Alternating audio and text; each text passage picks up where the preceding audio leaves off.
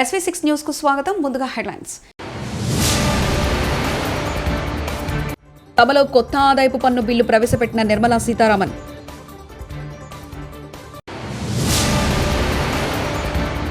తమిళనాడులో స్వామిమలై క్షేత్రాన్ని సందర్శించిన పవన్ కళ్యాణ్.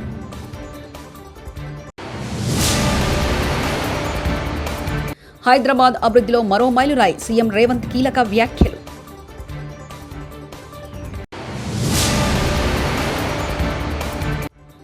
కృష్ణలంక పిఎస్కు మాజీ MLA Vallabhaneni Vamsi.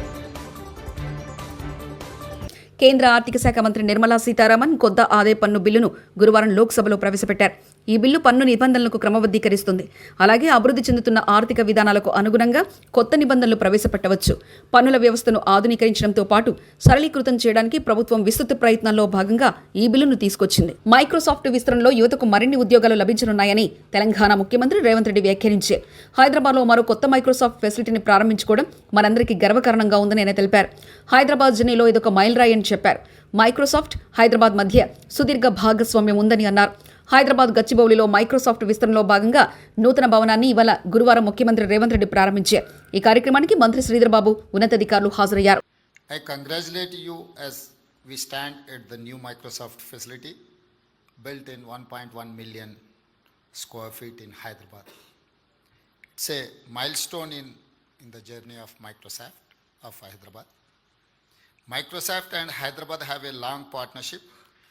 Microsoft India recently celebrated 25 years journey. You have created global innovation and impact from Hyderabad. I'm happy to share that this new facility and expansion by Microsoft will generate thousands of high-value jobs, empowering our youth. AI is the future. Microsoft and state government of Telangana are now partners to launch Advantage Telangana, which includes AI Foundations Academy. With this partnership, Telangana and Microsoft will introduce AI education to 500 government schools and also use AI for governance and public services. This investment will also strengthen our startup ecosystem and give access to mentorship, AI tools and global network. I say with pride that Microsoft will establish an AI center of excellence in collaboration with my government. This center will develop cloud-based AI infrastructure, including an AI knowledge hub. I thank the leadership team of Microsoft for their continued trust in Telangana. Your commitment to innovation matches our vision, Telangana Rising. Together, we will script a great success story. Thank you, one and all. ఆలయాల సందర్శనలో భాగంగా AP deputy CM Janasena అధ్యక్షుడు పవన్ కళ్యాణ్ తమిళనాడులో పర్యటిస్తున్నారు. గురువారం ఉదయం ఆయన తంజావూరు జిల్లా కుంభకోణం సమీపంలో స్వామిమలై క్షేత్రానికి చేరుకున్నారు. ఆలయ అధికారులు ఆయనకు ఘన స్వాగతం పలికారు. కుమారస్వామిని దర్శించుకున్న పవన్ ప్రత్యేక పూజలు నిర్వహించారు. పవన్ వెంట ఆయన కుమారుడు అఖిరానందన్, తిరుమల తిరుపతి దేవస్థాన బోర్డు సభ్యుడు ఆనంద్ సాయి ఉన్నారు.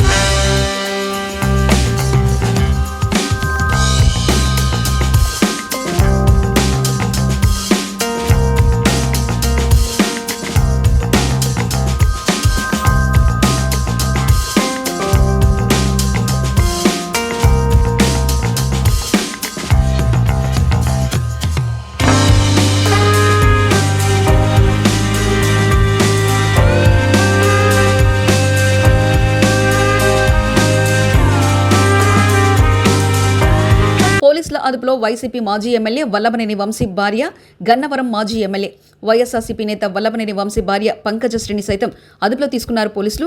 గురువారం ఉదయం వల్లభనేని వంశీని విజయవాడ పడమట పోలీసులు హైదరాబాద్లో అరెస్ట్ చేయగా, దీంతో భర్త కోసం హైదరాబాద్ నుంచి విజయవాడకు బయలుదేరిన క్రమంలో నందిగామ వై జంక్షన్ వద్ద ఆమె కారును పోలీసులు అడ్డుకున్నారు. కారు ముందు సీట్లో ఉన్న వ్యక్తిని బలవంతంగా దించేసి ఆ వాహనంలో కూర్చున్న కంచికచర్ల సీఐ ఇదేమిటని అడిగితే వాళ్ళ నుంచి స్పందన లేదు. ఆపై వంశీ భార్య ఉన్న కారును పోలీసులు దారి మళ్లించి ముందుకు తీసుకెళ్లారు.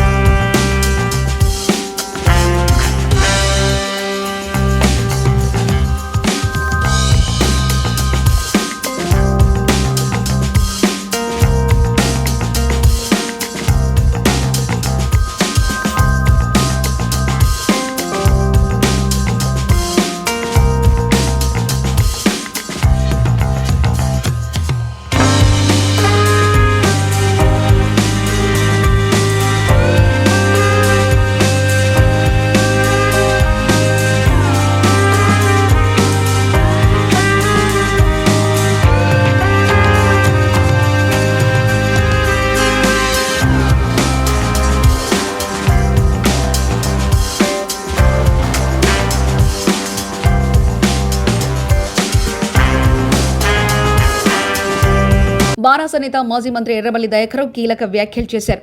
కాంగ్రెస్ పార్టీకి చెందిన 25 మంది ఎమ్మెల్యేలు ముఖ్యమంత్రి రేవంత్ రెడ్డికి వ్యతిరేకంగా సిద్ధమవుతున్నారని వ్యాఖ్యానించారు. తొర్రూరు మండలంలో నిర్వహించిన బారాస కార్యకర్తల విస్తృత స్థాయి సమావేశంలో దయాకర్ మాట్లాడారు. ఇప్పటికిప్పుడు అసెంబ్లీ ఎన్నికలొస్తే బారాస 100 అసెంబ్లీ సీట్లు గెలవడం ఖాయమని తెలిపారు.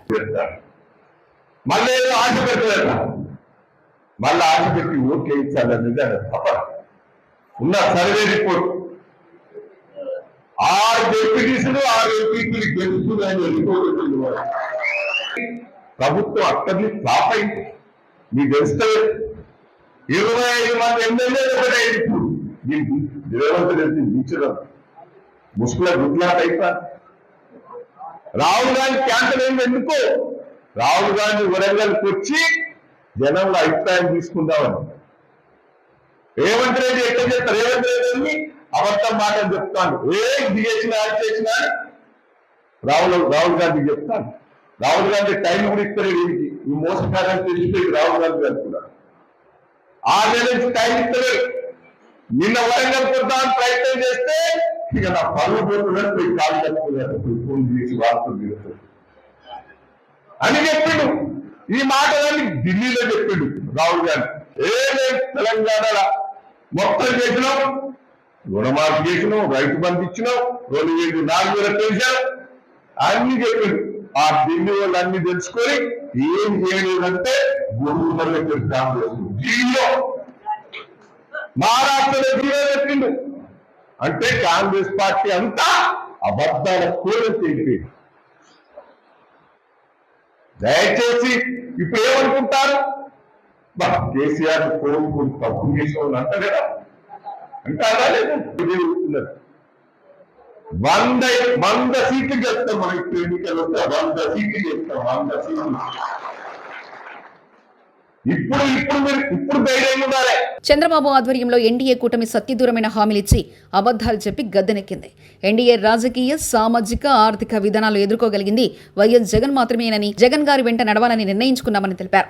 రాష్ట్రానికి మెడికల్ సీట్లు వద్దని రాసిన ఏకైక ముఖ్యమంత్రి చంద్రబాబు. నన్ను సాధారణంగా ప్రేమగా ఆహ్వానించిన అందరికీ ధన్యవాదాలు. సింగరమలగా అభివృద్ధికి, వికాసానికి అందరితో కలిసి పనిచేస్తాను. కార్యకర్తల నమ్మకాన్ని, ధైర్యాన్ని కాపాడుతానని తెలియజేసుకుంటున్నానంటూ సైకే శైలజానాథ్ వైఎస్ఆర్సీపీ నేత వ్యాఖ్యానించారు. జగన్మోహన్ రెడ్డి నాయకత్వంలో ఉన్న వైఎస్ఆర్సీపీ పార్టీని నమ్మి ఇక్కడి నుండి ఎన్డీఏ కూటమిని ఎదుర్కోవాలి అనే ఉద్దేశంతో చేరడం జరిగింది. ఈ సందర్భంగా మీతో ఒక మాట చెప్పాలనుకుంటా ఉన్నా. రాజకీయాలు అన్నది అందరికీ చెప్పాలనుకున్నా, ఈ జిల్లాలోను, ఈ రాష్ట్రంలోను కూడా రాజకీయాలన్నది ప్రజల సంక్షేమం కోసమే కానీ ఏదో ప్రతీకారాల కోసం కాన సంగతి అధికార పక్షం గుర్తుపెట్టుకోవాలి. మిమ్మల్ని గెలిపించింది మీరు సూపర్ 6 అమలు చేస్తారని. సూపర్ 6 అమలు చేయలేని డబ్బులు లేవని మాట్లాడిన బాబు గారు, సీఎం గారు గౌరవంగా అడుగుతా ఉన్నాం మిమ్మల్ని. మాట ఇచ్చేటప్పుడు మీకు ఆ మాత్రం గుర్తు లేదా? మీ దగ్గర పైసలు ఉన్నాయో లేదో ఆలోచన లేదా? ఆలోచన లేకుండా మీరు మాట ఇచ్చింటే మమ్మల్ని మాయ చేద్దామని, మోసం చేద్దామని, ఒకవేళ ఇప్పుడు చేయకూడదు అనుకుంటే మీరు మాకు చేయకూడదనే కోరిక ఉన్న వాళ్ళు తప్ప ఇంకోటి కాదని నేను బలంగా నమ్ముతా ఉన్నా. మీరు ఆ రోజు ఎన్నికల్లో చెప్పారు కదా, 12 లక్షల కోట్ల రూపాయలు జగన్మోహన్ రెడ్డి గారు అప్పులు చేశారు అని చెప్పేసి. అదే అసెంబ్లీలో మళ్ళీ 6.5 లక్షలకి 7 లక్షలకు కుదించి దాదాపు 7 లక్షల కంటే తక్కువ కోట్ల అప్పు ఉన్నాయని చెప్పారు కదా. అంటే అచ్చంగా మీకు ఇప్పుడు 4 లక్షల కోట్లు 5 లక్షల కోట్లు లాభం వచ్చింది కదా. ఆ లెక్కల్లోనే సూపర్ 6 అమలు చేయడానికి సంవత్సరానికి 48,000 50,000 కోట్ల ఖర్చు అవుతుందని మీ లెక్కలు చెప్పారు కదా. ఆ లెక్కన 10 సంవత్సరాలు చెప్పొచ్చు 5 లక్షల కోట్లు అయితే. 3 లక్షల కోట్ల అనుకున్నా కానీ ఏ సంవత్సరం కూడా ఇబ్బంది లేకుండా ఆఖరికి సూపర్ 6 అమలు చేయొచ్చు. మీరు దయచేసి ప్రజలకు ఇవ్వాలంటే మీకు కష్టంగా ఉంటుంది. కేవలం పేరు ప్రఖ్యాతులకి ఫోటోల కోసం మాత్రం మీరు కార్యక్రమాలు చేస్తారు. అట్లా కాకుండా తక్షణం సూపర్ 6ని అమలు చేయాలి. మన ఎవరో మాట్లాడుతూ ఉన్నారు, క్షమాపణలు గిమాపణలు ఇక్కడ పనిచేయవు. ప్రజలకు ఏం మాట ఇచ్చారో పాలకుడిగా ఆ పని చేసి తీరాలి. తక్షణం సూపర్ 6 అమలు చేయమని డిమాండ్ చేస్తూ ఉన్నాం. ఒక్క రంగం కాదు, అన్ని రంగాల్లో ఈ రోజున వెనుకబాటుతున్నాం. ఈ 7-8 నెలల తర్వాత కూడా ఈ రాష్ట్రంలో మీరు చేసిన పని ఒక్కటి కూడా లేదు, ఒక్కటి కూడా కనపడడం లేదు. ఈరోజు కూడా విశాఖ ఉక్కు ఫ్యాక్టరీని దొడ్డిదారిన ప్రైవేటైజేషన్ తప్ప ఇంకోటి కనపడలే ఇక్కడ. ఆ రోజు జగన్మోహన్ రెడ్డి గారి పరిపాలనలో ఉన్నప్పుడు విశాఖ ఉక్కు ప్రైవేటీకరణ చేయరాదని అసెంబ్లీలో తీర్మానం చేయడానికి కారణానే ఇంతవరకు ఆగిన సంగతి ఇక్కడ గుర్తు చేస్తూ ఉన్నాం. కనుక సత్యదూరంగా అబద్ధాలతో ఎంతో కాలం జీవితాన్ని తీసుకెళ్ళలేరు.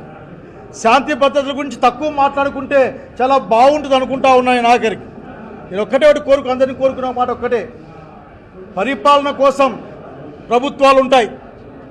పరిపాలన అంటే ప్రజల సంక్షేమం, అట్లాగే సంఘంలో శాంతి, అట్లాగే అందరూ కూడా ధైర్యంగా బ్రతికే ఒక రోజు ఉంటాయి తప్ప భయపడుతూ ఉండే కాలాన్ని తెచ్చే మీ ప్రయత్నం మంచిదిగా అని చెప్తున్నాం. ఎదుర్కోవడానికి వైఎస్ఆర్సీపీ కార్యకర్తల సహకారంతో వాళ్ళతో కలిసి ఖచ్చితంగా మీ విధానాలు ఎండగడతామని తెలియజేస్తూ ఉన్నాం. అట్లాగే ఇంకొక కారణం వల్ల కూడా ఈ కార్యక్రమంలో నేను చేయడం జరిగింది. ఈరోజు ఆంధ్రప్రదేశ్ రాష్ట్రంలో ప్రజల కోసం మాట్లాడాలి. ఈరోజు ఎవరు మాట్లాడాలి? ఇక తిరుమల శ్రీవారిని తండేల్ చిత్ర బృందం దర్శించుకుంది. గురువారం ఉదయం నాగ చైతన్య, సాయి పల్లవి, దర్శకుడు చందు మొండేటి, నిర్మాతలు అల్లు అరవింద్, బన్నీవాసు తదితరులు స్వామివారి సేవలో పాల్గొన్నారు. తండేల్ చిత్రం విజయం సాధించిన సందర్భంగా తామంతా తిరుమలకు వచ్చి మొక్కులు తీర్చుకున్నట్లు చందు మొండేటి తెలిపారు.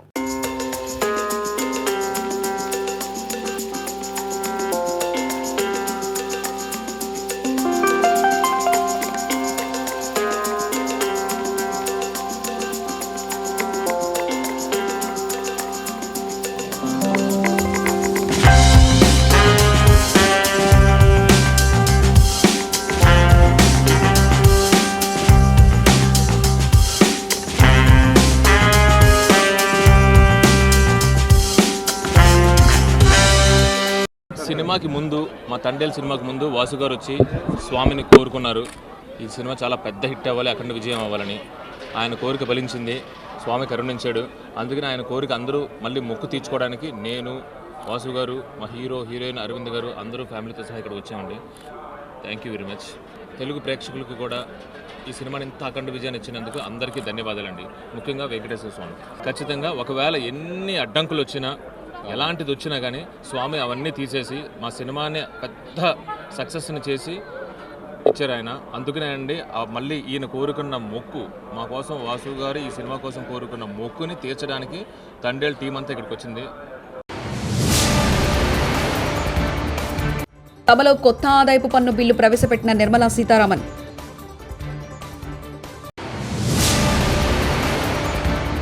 తమిళనాడులో స్వామిమలై క్షేత్రాన్ని సందర్శించిన పవన్ కళ్యాణ్.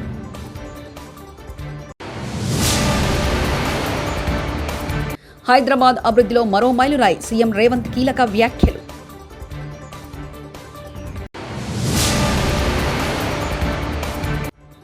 కృష్ణలంక పిఎస్కు మాజీ ఎమ్మెల్యే వల్లభనేని వంశీ. ఇవి బులెటిన్ విశేషాలు. చూస్తూనే ఉండండి SV6 న్యూస్.